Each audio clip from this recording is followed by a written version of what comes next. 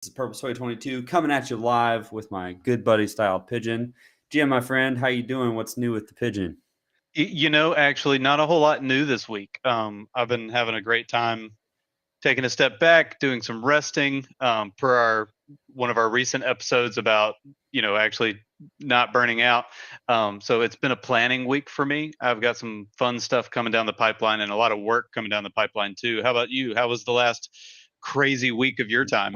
Yeah, for those of you who don't know, I just got back from Bitcoin Miami and Ordinals conference and the Bitcoin Builders conference, and it was amazing. I mean, being in person with those people from the Bluebird app that you don't get to meet in person is really special. And can't wait until me and you get to do it. Bitcoin Miami is coming to Bitcoin Nashville next year. Yeah, that's definitely So, a drivable event for me. So I'll yeah, definitely be there. at the And I'm very excited. least, we can That'll be do my side first events. Bitcoin related conference, so It's I'm gonna be super awesome. stoked. Yeah. Yeah, man. To We're fill gonna my get brain up some with all sorts of stuff. Yeah, we're gonna get some of the guests that we've had on the show, are gonna be there. Like, I'm pretty sure Kieran's gonna be there. Fibo's probably gonna come down, so yeah, it's gonna be a good time. Maybe we can do a special Bitcoin Nashville gingerly episode. That'd be Ooh, pretty that's dope. fun. Let's Our just go first ahead and live show yeah, or, say yeah, that's yeah, gonna IRL. happen. Cool. Well, hey, before we get off, it's so good to be back, man. It's been way too long. I want to just give a plug to our sponsors real quick. We are sponsored by Roundly X. It's a simple to use app that allows you to round up your purchases into Bitcoin and other digital assets with your spare change automatically. This set it and forget it dollar cost averaging tool helps you build wealth safely and conveniently over time, and helped me actually pay off my Subaru in a time of financial stress when I lost my job during the pandemic. So roundups add up. And right now, if you sign up with code Gingerly, you get $15 in Bitcoin. So try that out. Get you some Bitcoin and round up your purchases. So thanks to Roundly X for sponsoring the show. Without further ado, Nick, can you cue the video, please?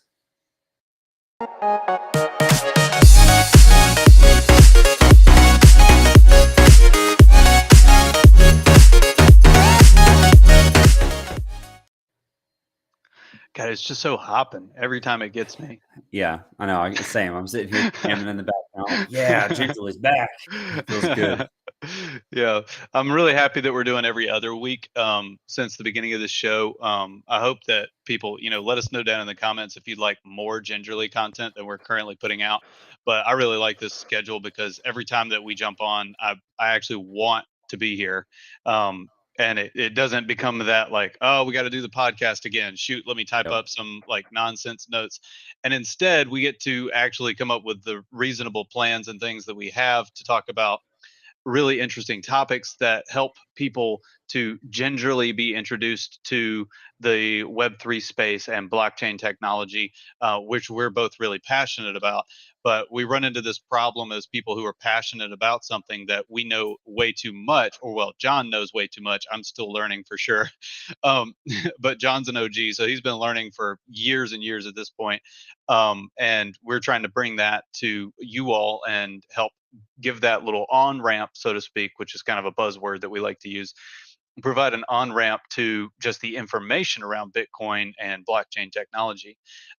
So, the foundation of which we're going to be talking about a little bit today, or part of the foundation of which this will be a more esoteric episode because we're going to journey down the rabbit hole of ideas that has led us to be the people that we are and to be interested in this space in the way that we are. So that whole concept is what we're calling the interdiscipli-net, the internet of like literally everything, and it really is. It's It's a great title. so I'm a big my fan. yeah. Well, I like to play with the words and whatnot. My whole scholastic training and everything is actually in the field of interdisciplinary studies, is what it's called, and I kind of hate the way that the ivory tower calls everything something or other studies, but interdisciplinarity is something that essentially ties everything together. And this is a really important concept to me because one of the big things that I think that I personally bring to the table whenever I join a team or whenever I am working on a project is the synthesis of various ideas. That whole playing with big ideas and seeing where they overlap and drawing five circle Venn diagrams and all that stuff is 100% up my alley. That's what I'm good at. I like that 30,000 foot level thing. And I'm really excited to dive into it a little bit. So just off the bat, I want to hear a little bit about what you think of the initial idea of the combination of Bitcoin and blockchain Web3 and this idea of interdisciplinarity. How do they, how do we go ahead and establish off the bat what those things are when they cross over? Mm. It's interesting. I think that last part of the question we can hit last, maybe. But the first thing that comes to mind when I think about interdisciplinary studies, or like in combining with blockchain, is just the term Bitcoin is for everyone, and that's not Mm, blockchain necessarily. It's inspired by Bitcoin, but we've been seeing this sentiment recently of like, oh, you should only use this blockchain, or you should only do this with this particular cryptocurrency, or whatever. And I think that at the end of the day, the technology that is cryptocurrency enables Web3, which is basically read, write, own, internet. And it gets back to like real freedom of, if you can imagine a way to use crypto and blockchain in your particular discipline, you should. I think that there's, mhm. it's something that crosses all borders, in not just the like, oh, this is the Uber of healthcare, or oh, this is the Uber of like movie rentals or whatever. Um, it just takes it back to like individual creativity. If there's something in your discipline that you care about, that you think you could improve with, more sovereignty and better technology, well, you should. And there's lots of different areas I think that we can talk about to illustrate that point, which we've got, looking at the outline here, a lot of great areas we'll be talking about. So that last part of the question, could you break it down for me again? Like, Well, so yeah, what my thoughts on it are kind of this. It's interdisciplinarity is applied across the board. That's one of the things that's really interesting and fun about it, is that it doesn't matter what you're talking about. You could be talking about Barbie dolls, for crying out loud, and there's still some sort of interdisciplinarity that gets entwined with that industry, right? If, let's say, I don't know why I picked Barbie dolls of all things, but let's say you're wanting to sell dolls, right? There's You have to do more than just be a really good doll maker. You true. can't properly bring something to market without having a marketing and sales team. Okay, well, let's say you bring in a sales marketing team and then their specialty is pharmaceuticals. Well, they don't know how to properly merchandise dolls, right? So that crossover is something that I think high level performers all actually tap into, whether they are fully conscious of it or not. And in the blockchain space, for me, it's the whole concept of decentralization. That's kind of like a continuation of interdisciplinarity, right? If we look at when the idea of democracy first came about, up until then it had been a very centralized political structure, and then we introduced democracy, or the Greeks and Romans came up with this idea of like, what if everybody had a say? Wouldn't that be best? And that's exactly what we did, right? And that sort of evolves over time and has been implemented in various government situations to various beneficial effects, um, or varying effects, I guess I should say. And we're doing the same thing right now with this decentralization factor for blockchain and Bitcoin and Web3. So when I talk to people who don't necessarily know much about this tech, one of the first things that I do is establish the idea, right? Okay, so what is the issue that we have with our current financial system? Let's just talk about finance, right? That's where it starts. What is the issue that we have? Well, the issue that we have is that a very centralized body actually controls the money, and then we're just kind of SOL if we want to partake of this system. We can learn about it, we can play the game, but they're the ones setting the rules. We do have to play according to their rules. Okay, so what does it look like if we introduce democracy to money?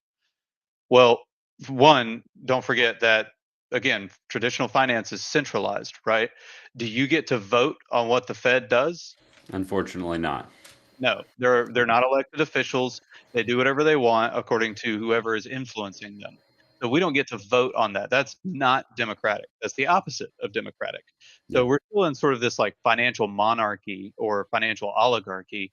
And part of it, and it's not necessarily malicious. I don't want to paint people as being bad. Like if you work in the for a bank or something, I'm not saying you're an awful person. I'm just saying the system itself has drastic limitations that prevent it from being actually disciplinary or interdisciplinary. It is just finance. Now, what Web3 does is it brings this democratization to this field, and all of a sudden we can start to see it overlap to those projects that you were talking about, where it's like if you have a project or something, it will be beneficial to introduce Web3 to that project. We see it with things like charity. We see it with things like art. We see it with things like outright finance and investments, right? How do we, so given the past week or so, what are some of the brand new things, or have you heard any like newer things that are coming out that really resound with this idea of implementing Web3 in some of these unique situations that maybe people wouldn't initially think about?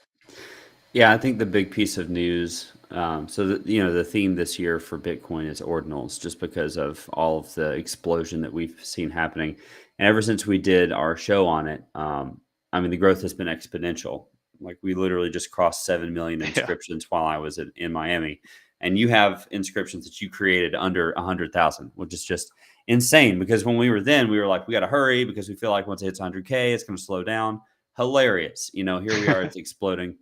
But there's still this larger debate in the broader Bitcoin community, because there's pretty much like this. There's the niche Web3 crypto community that's kind of at the cutting edge, and then there's this Hmm. old guard Bitcoin community that's very Mm, purist. People call them Bitcoin maxis, but honestly, people that have been around the space and have informed a lot of big decisions. One of the people that's been adopted into that group is Michael Saylor, the CEO of MicroStrategy. He's famous because he owns, I think, the most corporate Bitcoin or something like that for a publicly traded company. At any rate, he said at the Bitcoin conference that ordinals are one of the best things to happen to Bitcoin because of the fact that they bring more fees to miners and blah, blah, blah. But he was like, imagine for a second that I was able to store the sum value of the Bitcoin that I have accrued into an ordinal, and then I control all of that into like it's like my estate. It's my will, and I'm inscribing the actual text of my will onto the ordinal, and it comes with all of this value. And then maybe like you put in some new time lock tech that we've discussed, like time locked NFTs. mhm, When ordinals get that sort of upgrade, now we're seeing you know this transfer of wealth that's actually like permanently put onto the Bitcoin blockchain where it can't be edited. And it can also, you know, perfectly distribute the funds to the people that it should on the world's like longest lasting and most uncensorable network. I mean, that's pretty dang powerful, right? And it's so much beyond Web3, because now we're talking about Web3 on Bitcoin. And that's mhm. something that we haven't really talked about a lot because it just wasn't possible until now. But So ordinals basically, are sprinkling that in. Yeah. so the two disciplines that are being mixed together is actually technology and law, right? Because up until now, we had to use Estate paper planning. contracts and things. Yeah. Yeah, Mhm. well, estate planning being inside of law. Right, yeah, Um, yeah, for they're sure. all legal documents and whatnot. Right. Um, I'll give you an example. Our grandmother, uh, wonderful as she is, can be a little bit morbid sometimes. And she's, our grandfather recently passed away. And I was actually sitting with grandma the other day on Mother's Day, or the Saturday beforehand. And I just complimented this Japanese looking urn that she has on the mantle. And she was like, "You want it?" And I was like, "Well, like that's not really what I was trying to say, grandma. Like I'm I'm not in here like vulturizing the property that you own. That's not why I'm here. I mean, it's a Yeah. beautiful vase or urn. I, would love to have that. That'd be great. But, I was just kind of hoping to talk to my grandmother. And she was like, "Oh, it's super easy. I don't have to do any work at all. All I do is write down something on a piece of paper and I'll put it in that urn. And then when I pass, that'll go to you." And I was like, and it hit me all of a sudden. I was like, that is not a good system No, for no, it's not. for how to do this. Like, grandma, you got to come up with something better than that. Yeah. And then the conversation continued. I actually ended up trying to explain to her why I didn't think putting all of her money in CDs was necessarily a good idea. Mhm. Yeah. But aside from where the conversation ended up going, that was one of those things where I was like, Web3 does actually fix this. How do we integrate those disciplines? And that's one of the things that people who are new to this space can bring to this space that is incredibly valuable is the Bitcoin maxis, love them to death. They are actually stuck in those old ways already Yes. because the space moves so fast. And this is something that blows my mind as I'm diving deeper and deeper into the tech world is it's unbelievably fast. I spend probably half of my project related time just learning and researching Yeah. instead of executing on project. I want to execute on the projects, but I have to learn this stuff before I execute. So that And whole yeah. concept of deep work, and then okay, sorry, I'm gonna No, go off for a please. second. So then we see another discipline actually interacting with this, right? As we journey into this space, we see the idea of pedagogy and just being able to learn effectively and properly and deeply in a lightning fast fashion to be able to just keep up with the space. You have to have that knowledge of pedagogy. And this is I think that where we actually cross into education overall is all of these fields are starting to overlap with each other, right? It's becoming a full stack, to put it in developer language, right? Where you have to be able to learn, you have to be able to execute, you have to have the best proper time management. And I think that when the universities actually crumble, which probably sooner rather than later, let's be honest, is what's going to replace them is actually an education that will teach you uh, how to do whatever you want to do, right? So it won't be necessarily just sitting down and reading Descartes and Kant and all that. It'll be okay. Let's break down the science of how do you actually learn. Learning 101 needs to be the basis of everything that we do in education, because unfortunately our educational system is still largely based in the industrial revolution and manufacturing workers for manufacturing jobs. Well, that's not very effective for those of us who are out here on the forefront of everything and we're just winging it, going, okay, hey, like something that happens all the time is book recommendations, right? Where so and so will find a book and be like, "Oh my gosh, this helped me understand this whole concept and is now shaping the way that I plan my day." Or things like DCA come into the picture where like I do push-ups every time I go to the restroom, right? Because you can't just drop to the floor and do push-ups at work. That's people see that as weird, so you're Yeah. relegated to the bathroom so that nobody sees you like getting in a set throughout the day, and that's keeping me in shape, right? Because I don't have the time to do it all of the time. So I desperately need you to pull me back here. So all of this stuff is layered on top of Web3 because as we democratize the idea of finance, we're seeing that very many ideas are colliding in sort of a big bang of information and knowledge Hmm. because of this new technology Yeah. where we can inject this new interesting idea into any discipline and all of a sudden it democratizes it and it becomes this whole living organism of itself and pushes the bounds of that industry to the next level. Yeah. So let's go ahead and dive into maybe some more specifics so that I don't continue to just rant about my crazy ideas. I was also going to mention like something that I think we can bring back to the audience in terms of gingerly applying concepts. Um, I think the most important thing that you said there about being interdisciplinary is that there is no way to keep up for to start.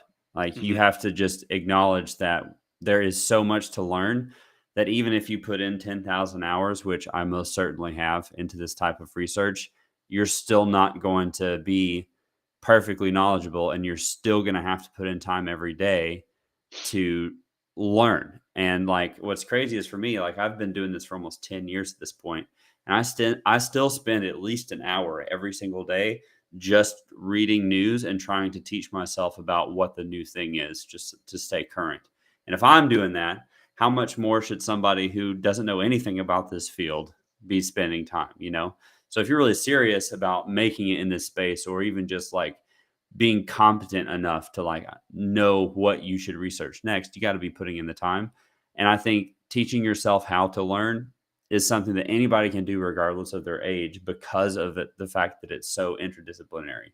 As an idea, humans, all of our lives, if we're flourishing, we should be learning. And so there's that, like, it's deep within everybody. I truly believe this. Like, everyone has the ability to learn, you just have to be patient enough with yourself to make it happen. And Web3 is something that's so new that it kind of exposes that to everybody. And so, it's an opportunity to change yourself. Yeah, and I think this is something that's developing in our culture, or well, in a subsect of our culture right now, that's extremely important. And it's that white belt mentality. It's so thus far the focus of our culture has largely been on experts, right? Hmm. You have to become an expert in your field before people will even listen to what you say. Right. So if that's the case, well, you were kind of ruling out maybe some new, fresh ideas, and that's good, right? It's not a bad thing because a lot of those ideas are probably bad, but there are some good ones in there. So for me, it's been a matter of understanding that I don't think I'll ever know everything. That's kind of a lot to ask. Yeah. What I can ask is to be constantly learning, and constantly being a beginner is a very interesting state because it's nerve wracking in the sense that um, it's constantly mobile and changing and shifting. My Google Drive is a total chaos with all the different projects and things that I want to do. But there's this mental practice, and I think we both kind of glean this from Musashi, is there's a matter of I have to learn how to just sit in this chaos and understand that this is actually the way that it's supposed to be. Mhm. Not I'm not supposed to have control over everything. Chaos Right. exists. It's just going to be there. And so as intimidating as it may be, especially to people just dipping a toe in, going, "Hey, maybe I'll buy some Bitcoin. I've been hearing about this whole Bitcoin thing. What's this about?" Understand that it's okay that you don't know every single thing about this. You And it's can always going to be that way. It will always be that way. You will never get a full handle on it. Even the people who are at the height of this, who are actually building the technology, don't know everything yet because they're building something that will become something that they don't fully understand, right? Yeah. They're trying to figure it out, and that's actually the like force factor that really matters, is how do we keep trying. I'm watching. On that note, I want to Keep going. say, like, I think for Satoshi, even that's true. Like, a lot of the problems that we see right now revolve around people idolizing the person that was Satoshi or the people that are Satoshi. I guarantee you that Satoshi Nakamoto didn't see ordinals coming in the way that they have, and that's not 100%. bad. Satoshi's not the point. The point is that the power was given to the people, and the people made what they needed, and that's going to continue being that way. And so coming at all of this with the spirit of, I'm not going to perfectly understand this, and even if I do feel some level of competency, tomorrow there could be an innovation that completely makes me a beginner all over again.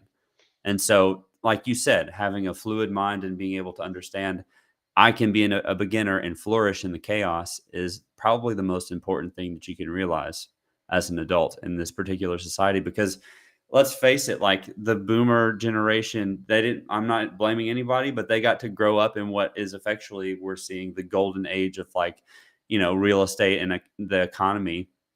And Hmm. we were like, our parent, the way that I was brought up, and us too, a lot of people listening, is you get a job, or you grow up, you go to school, you go to college, you get married, you get a job, you have kids, whatever, you're successful, you have a house.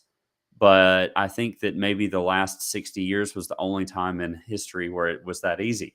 So Yeah. having this learning mentality is the best leg up you can give yourself. And it applies to all disciplines, which I think is a good, circling back to interdisciplinariness and the various, sections that we've talked about or that we're going to talk about. Yeah, and our apologies for this. Every single time I talk about interdisciplinarity, one of the biggest issues that you run into just discussing the topic is the fact that it, by its very nature, is totally scattered. Yeah. If I you're don't not apologize. If you're I think not, people should be having this conversation just like we're having it. well, the only reason I apologize is because I want this to actually sink in. Um, Mm, and I apologize because I'm still in that learning phase. I'm trying to do my best to package these ideas in a way that are completely digestible and understandable. yeah, So if you're new to this space, let us know in the comments what we can do better, because we want to actually communicate with you and help yeah, out as much as we can. So because of the fact that there's multiple people involved in this, and me and John are doing our best to bring this down to a level that's a nice introductory level, without sugarcoating and without infantilizing our audience, um, because we believe that people are perfectly capable, intelligent, and competent when it comes to learning these things. If I can do it, y'all can do it. So that's really important to me, and I want to actually get this across. So let's dive into some specific examples of how Web3 is actually changing the way that we integrate multiple disciplines, because we'll call Web3 tech, right? hmm Web3 is just a new technology. So, how does this new technology integrate with finance in a way that their marriage produces something completely new and fresh? Um, a couple of the examples that I've had listed are banking and lending and investing, right? These are the easy ones to start with because Bitcoin is an exchange of value. So, or at the very least, it's a store of value. So it immediately goes into the financial sector. That's the first use case that everybody thought of. So how does Web3 change lending and investing for, just as an example?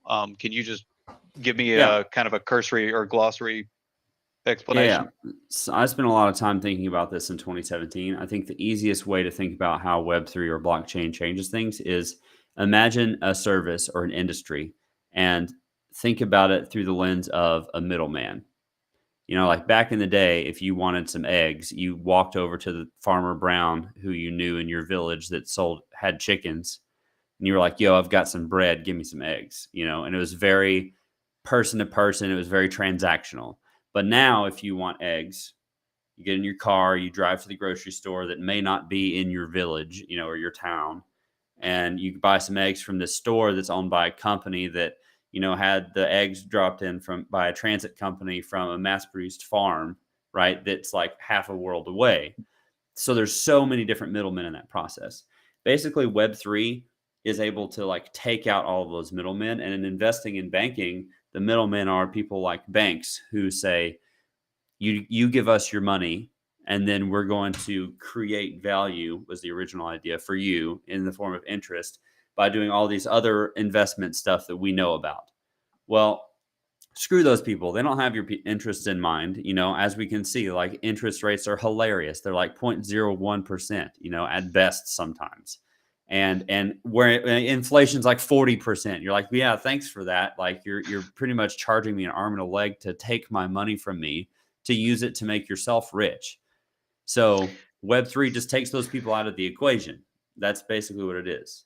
So I want to share a joke with you. Well, I've already shared this joke with you, but I want to share it with everybody else. Is when you're, I need to work on the delivery of this, but you'll get the concept. When you get pulled over after drinking and driving, and your blood alcohol content is higher than the interest you make on your savings account, and you still don't go to jail, there's a problem with the financial system there. Yes, that's pretty good delivery. Yeah, but I mean, yeah, Okay, you good. have a I'm great cleaning it point. up a little bit, but Yeah, I gotta yeah, make it less wordy. that's a great But point. 100%. so so basically what Web3 is doing in the financial industry is removing those middlemen, and that allows us to operate much more freely, just like we removed the middlemen from our governance. We said, no, no, no. Mhm. We want to be the ones governing ourselves. That's called individual sovereignty. So, when it comes to the financial industry, Web3, what it essentially does is it actually brings the concept of individual sovereignty into that equation and allows us to actually control our own finances, to take responsibility for our own finances. And And that's that's not just why, freedom. Like, it's more than just freedom. Like, it's okay, also the money that comes along with that. Like, I think what makes me sad is that back in DeFi summer, like what people call when there was lots of stuff going around where it's like, holy crap, I'm getting 8% interest on like this particular crypto. Like, is a lot of what went on in DeFi summer scammy? Yes, but the basic concept is the bankers get all of this profit margin because they're the ones that have access to the liquid environments that provide that profit. If it's not just about freedom, like I think that's super important for people to think about. Like, liquidity and like having margin and all this, it's like it's fancy words to just basically say the people that control the money get access to the good deals, and if you have the freedom to control your own money, you get access to the good deals. And so getting 8% on your money isn't this outrageous scammy thing. You deserve that because you have the capability to take on the risk that's associated with putting up collateral to get interest back. I mean, you're basically taking on that risk anyway right now, putting your money into a bank with no returns at all and inflation at 40%. So you may as well take the risk on yourself and, take the potential gains that come with it. So I think that's something that like people don't really understand. It's not some magic that happens with interest. Like, there's people that put up the money and all that kind of stuff, and you can be that Right. person. So just like with the eggs, the middlemen contribute to the cost of those eggs. Right. If Yeah. if you take out the middlemen, then you only have to pay for what the egg actually cost, That's and then right. you get to keep all of the excess capital. Now, Yep. I have a question for you that might deviate us a little bit from the topic, but I'm really curious to know your thoughts on this because you're so well researched in finance and whatnot. Um, I hear a lot of people criticize capitalism in general, but personally, I don't think that they're actually criticizing capitalism. I think they're criticizing something else. Is that enough for you to explain that concept a little bit, or do I Easily, need to ask yes. a more specific No, no, question? no. That's very simple. I'd say Okay. people that are just against capitalism actually don't have any understanding of history. I mean, basically, what I consider to be real capitalism is individuals with wealth being able to operate in the free market freely, and then basically the market figures out who should get what. I mean, at the end of the day, what people are criticizing, I used to call it crony capitalism, and I don't even Hmm. think that's specific enough because, like you alluded to earlier, we're ruled by basically an oligarchy these days. Like, we have Congress and everything like that, but like the Fed is the institution that controls the economy, and who controls the politicians? Well, it's the people with the money.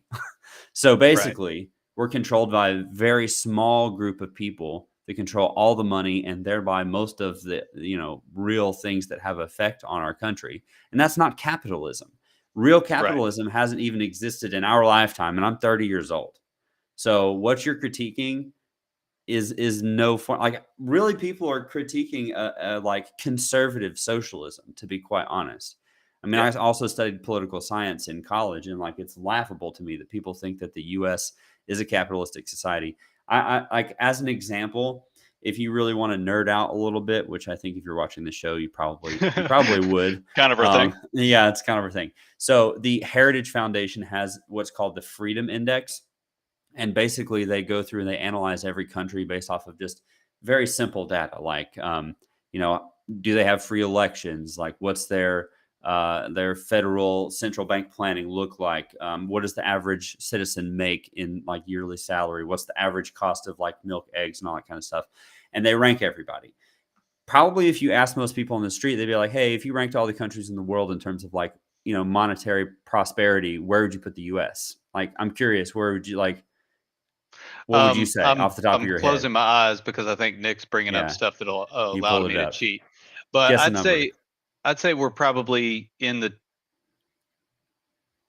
top 12. Yeah. Okay. So I think most people would say that. In 2008, we were around seventh or eighth place, and we're around like 40th now. Oh, okay. Now wouldn't surprise me. I'm kind of thinking of like the US as an idea and definitely letting my own And see, that's the perceptions problem. affect that. And That's we've gone exactly the really problem. downhill in the recent years. Yeah. Really since COVID, things have changed drastically in our country. Hmm. Yeah, but so that you're even you saying that, it's like I'm letting my own personal, like, the idea of America. It's like, yeah, but Hmm. see, we don't live in the idea of America. The Yes. idea that you like idealize, or like the capitalism that you want to critique, you're putting a completely wrong definition on something that's happening. It's conservative socialism at absolute best. So yeah, it kind of gets under my skin when people criticize capitalism. Okay, cool. Well, I'm glad to hear that, because like I don't normally, when people criticize the bigger concepts like that, my intuition says I think that you're actually criticizing maybe like a lack of decentralization, Yeah, and that's why. But Bitcoin fixes that. Like, it does. and the reason that Bitcoin fixes that is the thing that we're talking about today, is its interdisciplinarity. It's because it affects multiple disciplines and they can be combined together to create whole new things, right? Hmm. This is where democracy initially comes from. Is we went, well, somebody's got to make the decisions. Okay, somebody's got to make the decisions. Now we have to figure out who. Well, we should get the best people on it. Well, the best people for the most people is actually all the people. We actually can make the best decisions for ourselves, and we should. That is our right as individual human beings. No person has the right to just outright tell you what to do innately. I mean, aside from, I guess, arguably parents with small children should be able to tell their children what to do to some extent, but Yeah, that can go bad too. So, uh, you know, that whole concept of liberation from uh, overreaching hands is integral to this whole space. That is why we're all here, is because we yeah. want to make our own decisions. I And think. Go ahead.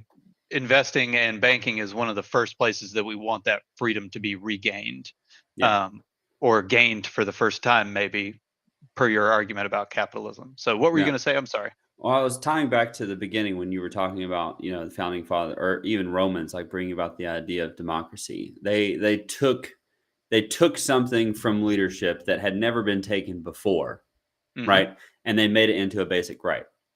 Nowadays, people say, "Oh, how are we going to fix, real estate? How is gas going to come down? How are groceries going to stop being more expensive? Oh, but we can't let, anyone but the government run the money." It's like that's a ridiculous concept. We took democracy, we literally rioted against the Brits over 3% T tax. Just freaking take the money from them. Yeah. That's what they're controlling the country with. Just take the money from the people in charge. And what's crazy about Bitcoin is that they can't do anything about it. Like, because of the way that the United States was geographically situated, getting an army over here was pretty difficult. And then we also had allies too. And then the form of warfare was changing from lining up and shooting at each other to guerrilla warfare. And so the colonialists had a pretty dang big advantage. But it's By the that way, exact same way right now. the guy who invented that guerrilla warfare was Francis Marion. He was actually featured in the movie The Patriot with Hmm. not Mel Brooks, Mel Gibson, Mel Gibson, and yeah. very different movie if it was Mel And Brooks. Heath Ledger, yeah. Yeah, and Heath Ledger, and he's actually from Charleston, South Carolina. Interesting little Yeah, tidbit. so yeah. Fascinating. Sorry, Yeah. South Carolina Woo, South ambassador Carolina. here. Um, So but so we're talking yeah. about how this affects banking and whatnot, right? And I feel like we've Mhm. kind of fleshed that out. That's kind of the intro level thing. I want to skip ahead. I've got healthcare listed here as one of the Yeah. disciplines that Web3 reaches into, but I want to skip ahead to the other one, which is government and public services, since we're talking about this. And more use cases than I do. My immediate thing is, remember all of the problems we've been having with our elections lately? Yeah. Okay, why are we not using Web3 for voting? Like, this is Well, 100% feasible that we can use Web3, right? corruption. That's There why. you go. Okay, cool. So tell me about it. So I think that, again, everyone listening to this show, you should seriously think about the last election. I don't care if you're a Democrat or Republican. Like, do you honestly think we should be hand counting paper ballots in the year 2023? That's a pretty simple question, right?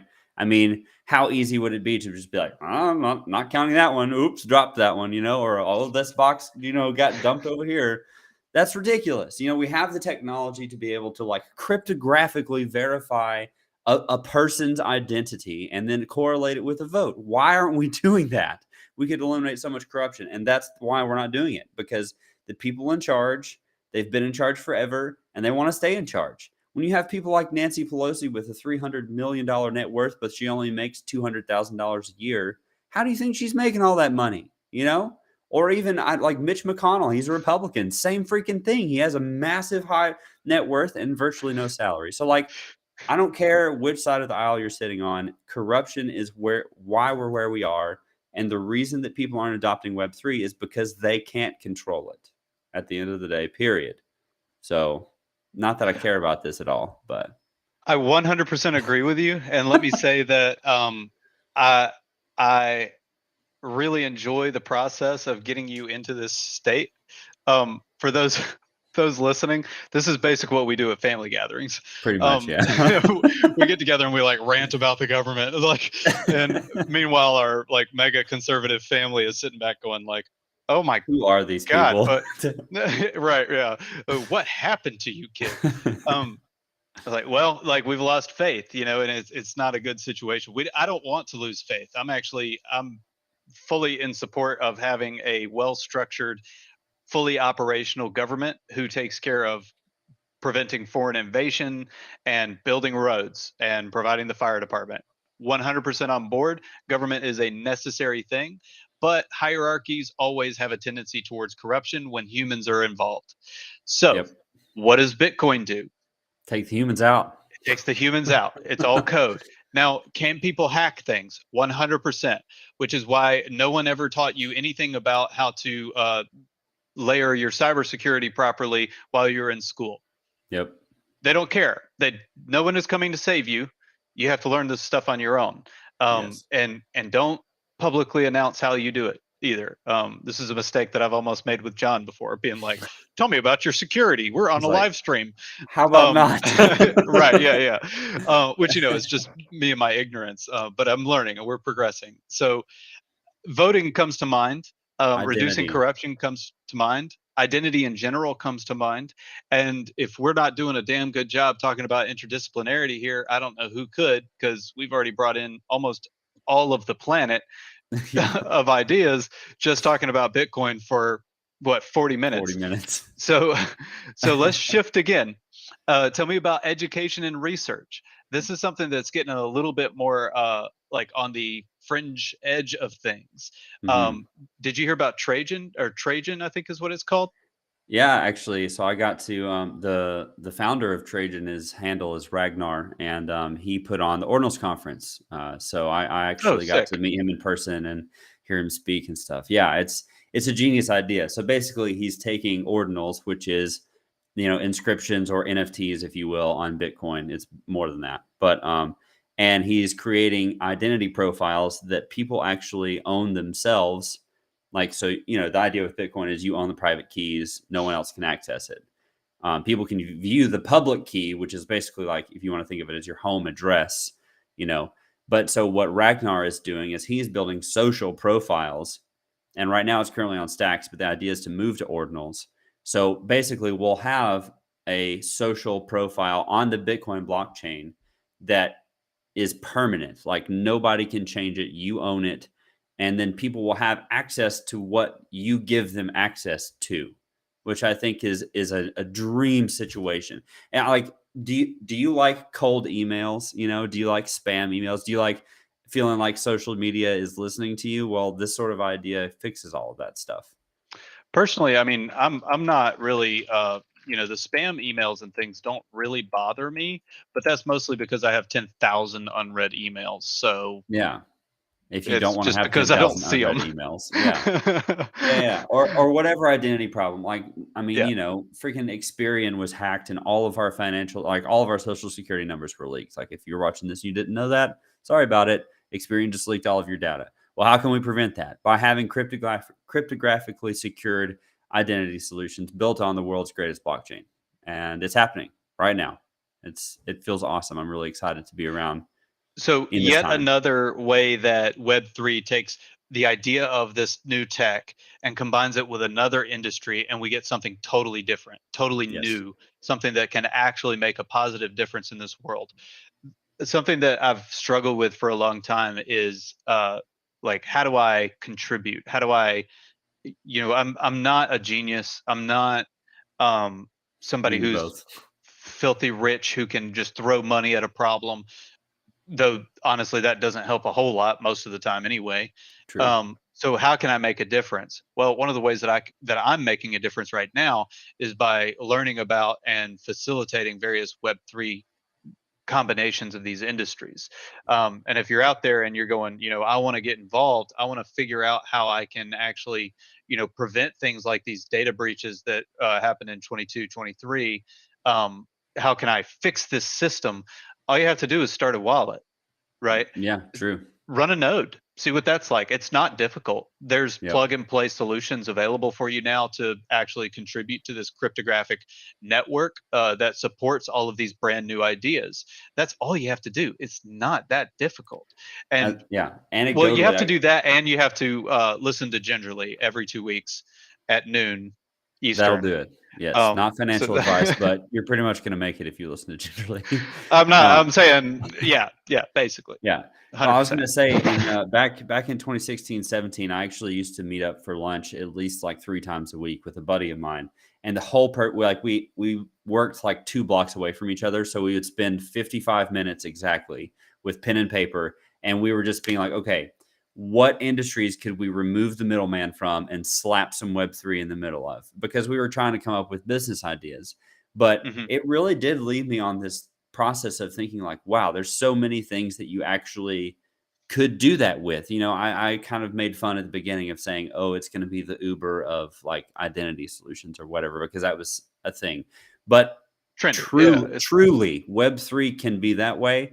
And if you're, some expert in, acupuncture listening to this, I guarantee you that you could, get Web3 into your business, and it would be better and you'd have better profit margins.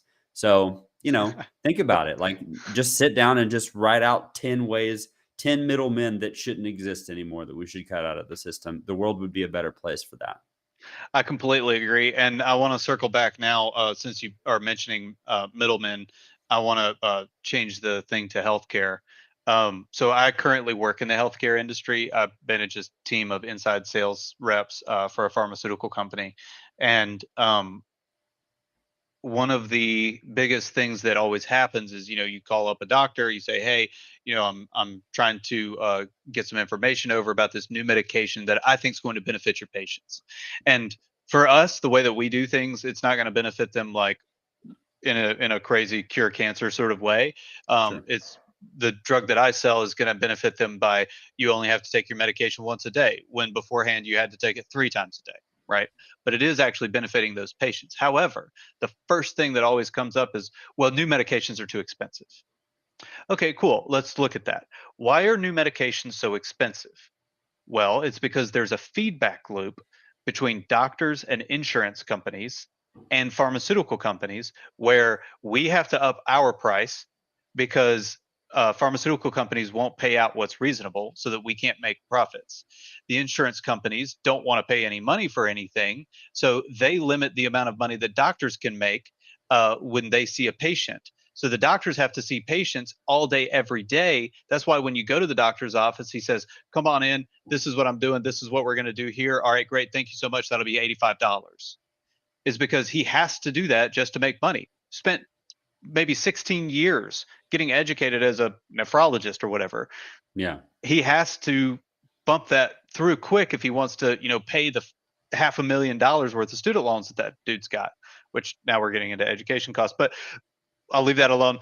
All of that is a big feedback loop. And then on top of that, they have to have malpractice insurance. Well, who sells them the malpractice insurance?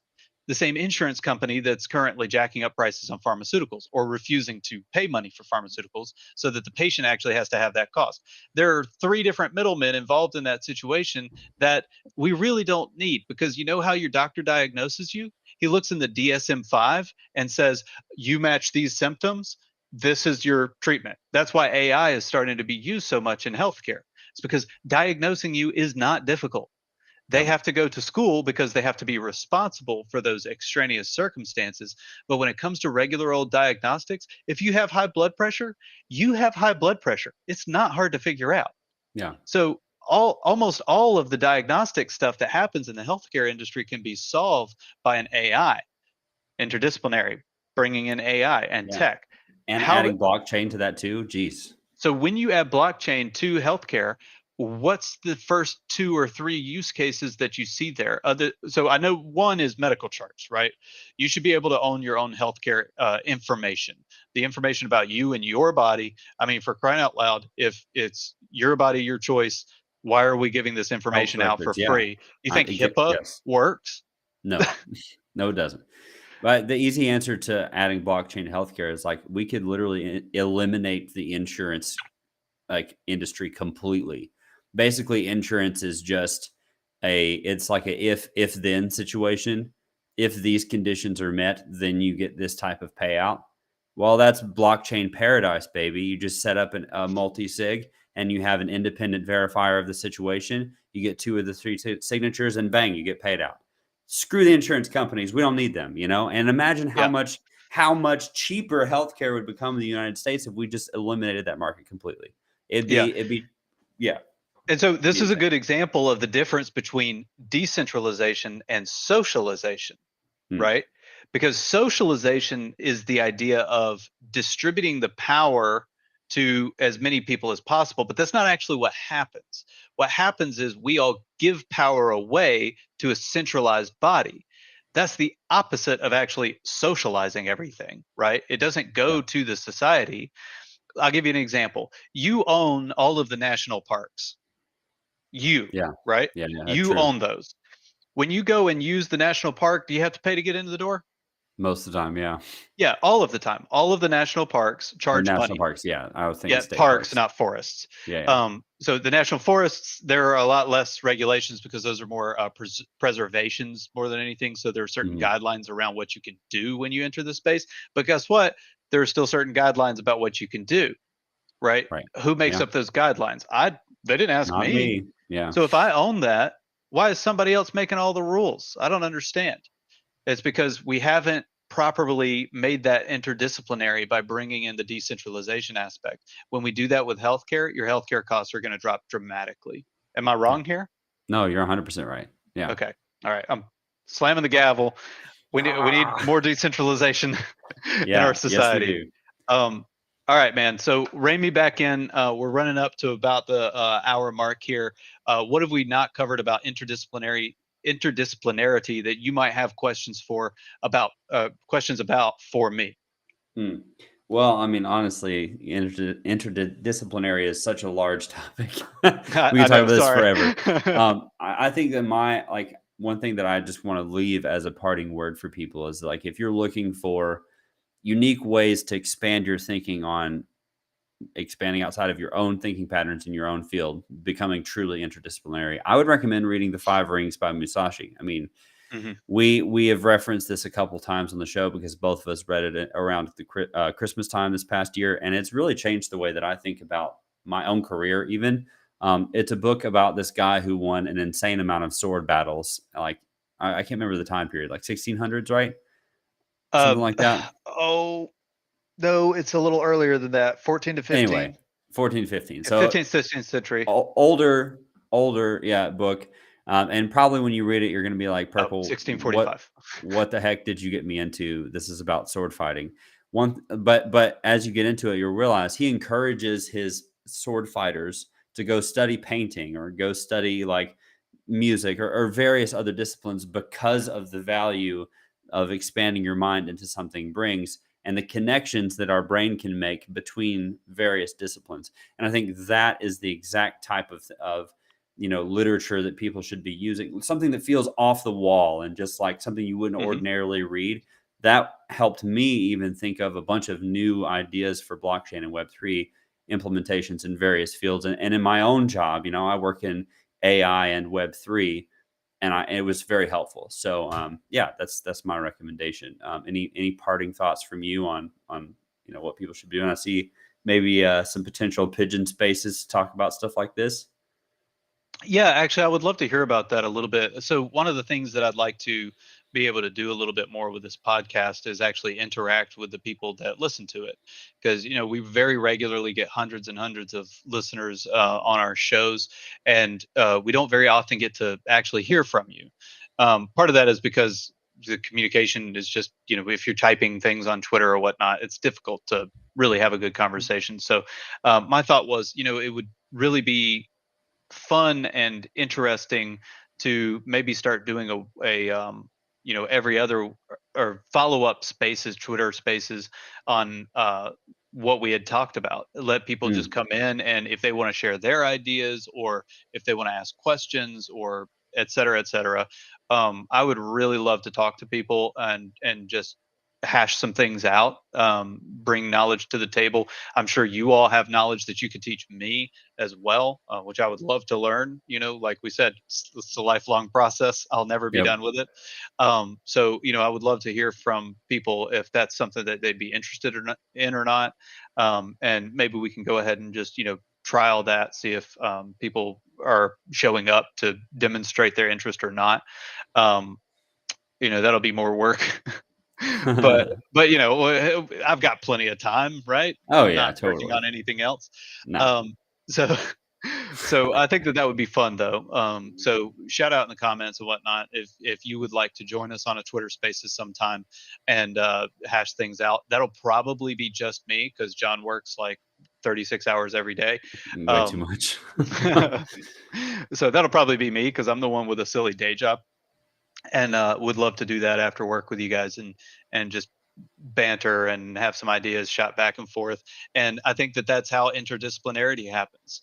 Is when I was building hiking trails, I learned how to do dry stone masonry, and we use native stones, which means that none of them are cut perfectly. You're not setting in a nicely squared off step. You're taking a rock, trying to put it in the dirt and make it sit the way you want to, and never ever move again for the next 1,000 years. Yeah. Okay, that's the goal, really. We learned about how the Romans did their roads and whatnot, like the actual techniques that they used, and that's what we used to build dry stone work today in the Wow. wilderness. And we're pulling rocks right out of the hillside.